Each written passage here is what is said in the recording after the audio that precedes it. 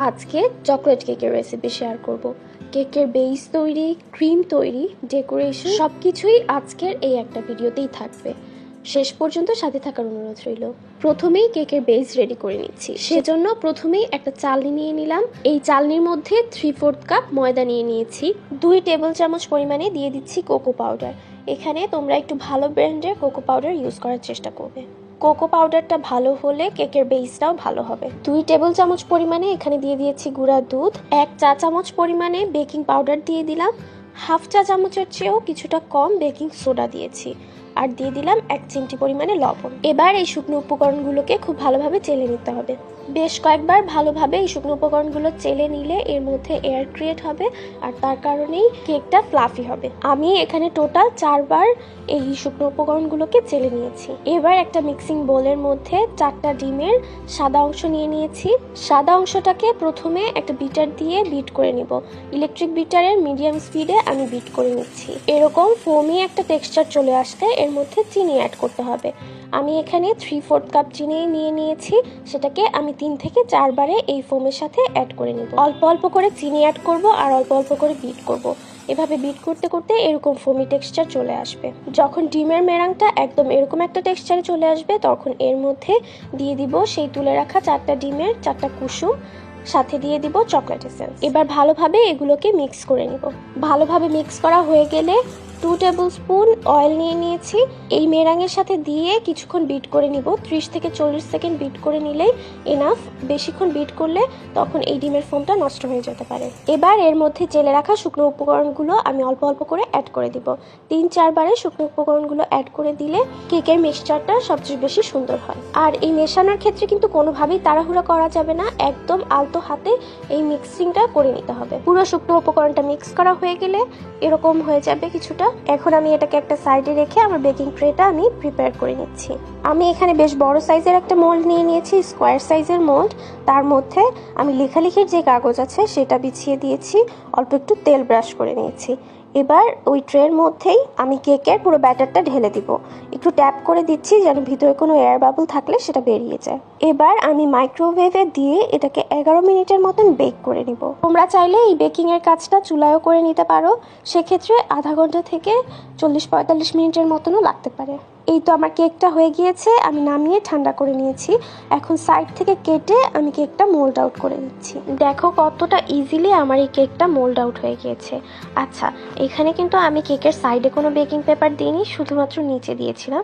Side থেকে দিলে কিন্তু কেকটা তখন চুপসে যায়। সাইডে আমি শুধুমাত্র তেল ব্রাশ করে নিয়েছিলাম। এবার কেকটাকে আমি স্লাইস করে নিচ্ছি। আমার কেকটা যেহেতু হাইটে একটু ছোট ছিল, তাই আমি 2টা স্লাইস করেছি। তবে 3টা স্লাইস করতে পারলে কেকটা সবচেয়ে বেশি সুন্দর হয়। আমি টার্ন টেবিলটা বারবার ঘুরিয়ে ঘুরিয়ে কেকটা স্লাইস করে নিয়েছি। দেখো, দেখিয়ে দিচ্ছি ঠিক কতটা সফট হয়েছে আমার এই কেকটা। এবার আমি চলে যাচ্ছি গানাশ তৈরি করতে। চকলেট কেকের মধ্যে চকলেট গানাশ না দিলে কিছুতেই চকলেট কেক মজা হবে না। সো যারা অনেক বেশি চকলেটই পছন্দ করো তারা অবশ্যই এই গানাশটা মেক করবে। তো আমি এখানে ডার্ক চকলেট নিয়ে নিয়েছি, সাথে অল্প একটু বাটার দিয়ে দিয়েছি শাইনি করার জন্য, আর দিয়েছি লিকুইড মিল্ক। এবার খুব ভালোভাবে একটু সময় নিয়ে আমি এগুলোকে মিক্স করে নিচ্ছি। এক্ষেত্রে খেয়াল রাখতে হবে একদম গরম পানিতে দেওয়া যাবে না, একটু কুসুম গরম পানির মধ্যে এই বাটিটা বসাতে হবে। আর খুবই আস্তে ধীরে সময় নিয়ে এই গানাশটা রেডি করতে হবে, নয়তো চকলেটটা নষ্ট হয়ে যাবে। তাই কোনোভাবেই তাড়াহুড়ো করে গরম পানির মধ্যে দেওয়া যাবে না, কিংবা চুলার আঁচ বাড়িয়ে দেওয়া যাবে না। এরই মধ্যে আমার গানাশ রেডি হয়ে গিয়েছে। এবার আমি ক্রিম তৈরি করতে চলে যাচ্ছি। আমি এখানে ভিভো ক্রিমটা ইউজ করছি। তোমরা যেই ব্র্যান্ডই ইউজ করো না কেন সবসময় লিকুইড ক্রিমটা ইউজ করার চেষ্টা করবে। তো এখানে আমি 1 কাপ পরিমাণে এই লিকুইড ক্রিম নিয়ে নিয়েছি। প্রথমে আমি একটু কিছুক্ষণ বিট করে নিচ্ছি। এরপর যখন একটা ফোমি ভাব চলে আসবে তখন এর মধ্যে আমি চকলেট এসেন্স অ্যাড করে দিচ্ছি অল্প একটু করে। আচ্ছা, এখানে কিন্তু আমি কোনো ধরনের কোনো পাউডার সুগার ইউজ করছি না।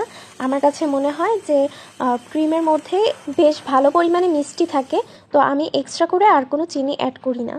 তোমরা যদি মিষ্টি বেশি পরিমাণে খেতে পছন্দ করো তাহলে তোমরা কিছুটা পরিমাণে চিনি এখানে অ্যাড করতে পারো, তবে সেটা অবশ্যই পাউডার সুগার হতে হবে। আচ্ছা, এই ক্রিমের সাথে আমি বেশ কিছু পরিমাণে গানাশও অ্যাড করে দিচ্ছি। একদম চকলেটই একটা ক্রিম রেডি করব। আমি এখানে শুরুতে যতটুকু গানাশ রেডি করেছিলাম তার পুরোটাই দিয়ে দিয়েছি একদম চকলেটি ক্রিম রেডি করার জন্য। পরবর্তীতে আমি আবার গানাশ রেডি করে নিয়েছিলাম ডেকোরেশনের জন্য। কথা বলতে বলতে এখানে ক্রিমটা একদম পারফেক্ট হয়ে গিয়েছে। এই যে আমি বিটারটা ঝাঁকালেও ক্রিমটা কিছুতেই পড়ছে না, আবার আমি বাটিটা একদম উল্টো করে ফেললেও আমার ক্রিম একটুও নড়ছে না। তার মানে আমার ক্রিমটা একদম পারফেক্ট হয়েছে।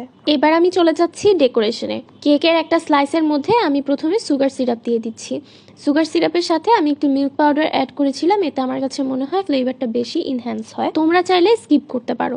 ভালোভাবে সুগার সিরাপটা দেওয়া হয়ে গেলে আমি এর মধ্যে চকলেট গানাশটা দিয়ে দিচ্ছি। গানাশটা ভালো করে সব সাইডে ছড়িয়ে দিয়ে এরপর আমি এর মধ্যে ক্রিম দিয়ে দিচ্ছি। ক্রিম দিয়ে প্রথমে আমি একটা লেয়ার করে নিব, এরপর তার উপরে আমি কেকের আরেকটা স্লাইস বসিয়ে সেম প্রসেসে প্রথমে সুগার সিরাপ, এরপর গানাশ, এরপর ক্রিম দিয়ে ক্রাম কোটিং করে নিব। বারবার এত ডিটেইলে দেখাতে গেলে ভিডিওটা অনেক বেশি বড় হয়ে যাচ্ছে, এজন্য আর এত ডিটেইলে দেখালাম না। তোমরা সেম প্রসেসটাই জাস্ট আবার ফলো করবে। এই তো আমার কেকটা ক্রাম কোটিং করা হয়ে গেছে। এবার আমি 10 মিনিটের জন্য এটা ফ্রিজে রেখে একটু সেট হতে দিব। তোমরা চাইলে এটা 1.5 থেকে 2 ঘন্টার মতন ফ্রিজে রেখে সেট করে নিতে পারো। আমি একটু তাড়াহুড়ো করে কাজ করছিলাম, তাই আমি 10 মিনিটের মতন রেখেছি। এই তো আমার কেকটা সেট হয়ে গিয়েছে। এবার আমি প্রথমে এটাকে ফিনিশিং দিয়ে নিচ্ছি। আমি কেকের ফিনিশিং একদমই ভালো দিতে পারি না, ক্রিমের কাজে আমি খুবই কাঁচা। আমার মনে হয় আমার চেয়ে ভালো ফিনিশিং তোমরা দিতে পারবে, সো আমাকে প্লিজ জাজ করো না এটা নিয়ে।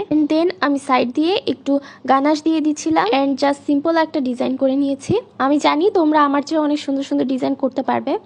সো এই তো এটা হচ্ছে আমার কেকের ফাইনাল লুক। এবার আমি তোমাদেরকে একটু কেটে দেখিয়ে দিচ্ছি যে আমার কেকটা কতটা স্পঞ্জি হয়েছে আর ভিতর থেকে কতটা পারফেক্ট হয়েছে। তোমাদেরকে ভালোভাবে দেখানোর জন্য আমি কেকের সাইজটা একটু বড় করে কাটছি। তোমরা কিন্তু এখানে প্রায় 16টার মতন কেকের স্লাইস করে নিতে পারবে। আমি যে মেজারমেন্ট দেখিয়েছি এই মেজারমেন্টে 2 পাউন্ডের কেক হয়েছে। আমার কেকটা কিন্তু আমি এখনো ফ্রিজে রাখিনি, কাজ করেছি, সাথে সাথে আমি কেটে দেখিয়ে দিচ্ছি তোমাদেরকে কেমন হয়েছে। ফ্রিজে রাখলে কিন্তু কেকটা আর একটু সেট হতো। তো দেখো কেকটা কতটা পারফেক্ট হয়েছে আর একদম মুখে দেওয়ার সাথে মিলিয়ে যাওয়ার মতন একটা কেক হয়েছে। যেমন সফট তেমনই ক্রিমি আর ভিতর থেকে একদমই চকলেটি। সো আজকের ভিডিওটা ভালো লাগলে পাশে থাকার অনুরোধ রইল। আল্লাহ হাফেজ।